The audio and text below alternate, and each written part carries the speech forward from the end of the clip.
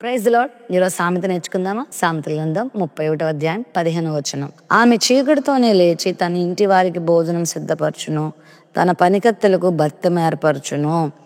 ఆమె అంటే గుణవతి అయిన భార్య గురించినటువంటి మాటలు ఈ అధ్యాయంలో మనం చూస్తాం.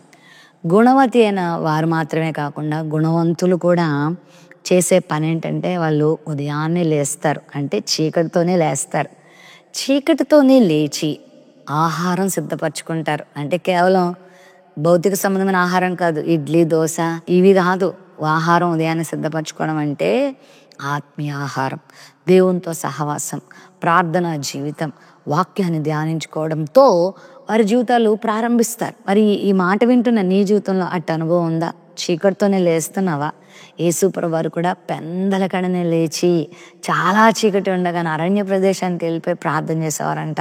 చీకటితోనే లేవడం ఆరోగ్యం కూడా, చీకటితో లేవడం క్షేమం, చీకటితో లేవడము మరి ఎంతో జ్ఞానాన్ని కూడా సముపార్జించుకోవడానికి అవకాశాన్ని ఇస్తుంది. ఉదయకాల సమయంలో, ఆ తెల్లవారుజాము సమయంలో ఇంకా సూర్యోదయం రాకముందే నిద్ర లేచేవాళ్ళట చాలా గొప్ప వాళ్ళు అవుతారంట, చాలా యాక్టివ్గా ఉంటారట, మరి చాలా చక్కని ఆలోచనలతో వారు నింపబడతారట.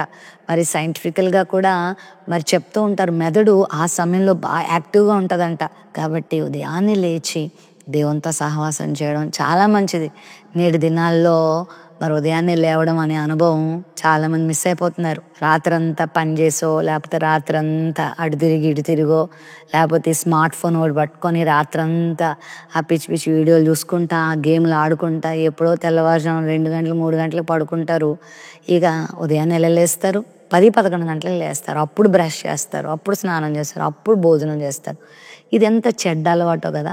అఫ్కోర్స్ ఒకవేళ నైట్ డ్యూటీలు చేసేవాళ్ళు, నైట్ షిఫ్ట్లు చేసేవాళ్ళు ఇప్పుడు డే టైం పడుకున్నారంటే అర్థం ఉంది. ఏ పని లేకుండా, ఏ ఉద్యోగము చేయకుండా రాత్రంతా టైం వేస్ట్ చేసి మరి ఉదయాన్నే నువ్వు నిద్ర లేవలేకపోతున్నావు అంటే నువ్వు చాలా నష్టపోతావు. కాబట్టి నేర్చుకుందాం, త్వరగా పడుకొని త్వరగా లేచి దేవునితో సహవాసం చేస్తే ఆ రోజంతా దేవుని యొక్క కార్యాలు చూస్తావు, దేవుని సహాయాన్ని చూస్తావు. అపవాది యొక్క తంత్రాలన్నీ నీ జీవితంలో నువ్వు కూలగొట్టుకుంటావు, ఆత్మీయ దేవుళ్ళు పొందుతావు.